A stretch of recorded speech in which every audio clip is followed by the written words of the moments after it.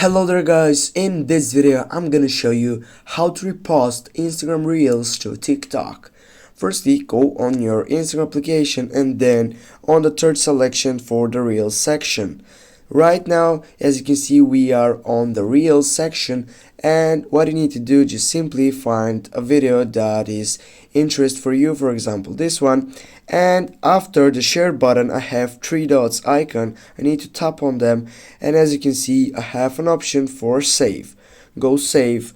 Now you need to wait, and after saving it, firstly we need to get back to your profile. And if you have also on your profile here a reel, you can go, for example, this one.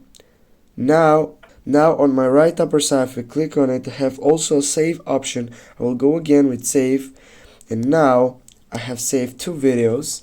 I will go on my TikTok, then I will go on the create section, and I'm gonna upload the video that I have saved it, and right after that I'll need to go just next, and we are done guys.